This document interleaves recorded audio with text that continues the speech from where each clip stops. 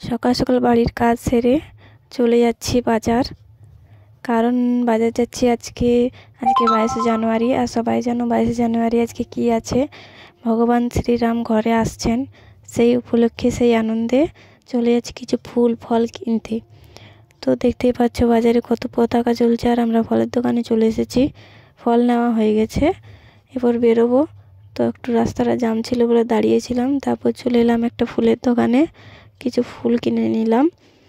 আর প্রদীপ আগে থেকে নেওয়া আছে, দেওয়ালি থেকে কিনেছিলাম অনেকগুলো, সেগুলো 5-6টা রয়ে গেছে, সেগুলোই জ্বালিয়ে নেব। সন্ধে হয়ে গেছে, বাড়ির সব কাজ সেরে নিয়েছি। আর এখন আমার ছেলে প্রদীপ জ্বালাতে চলে এসেছে। প্রথমে বাইরে দুয়ারের দরজায় প্রদীপ জ্বালিয়ে দিল, এবার ছাদে চলে এসছে, আমাকে জ্বালাতে দেবে না, ওই জ্বালাবে। তো জ্বালিয়ে নিল, আর বাড়িটা আমি জ্বালিয়েছি। তো আজকে দিনে উপলক্ষে সবাইকে জানাই জয় শ্রীরাম। ভালো থাকবেন, সুস্থ থাকবেন। 550 বছর ধরে আমরা এই দিনটার জন্য অপেক্ষা করছিলাম, শেষমেশ এই দিনটা চলেই এলো, আর আমাদের অপেক্ষা শেষ হলো।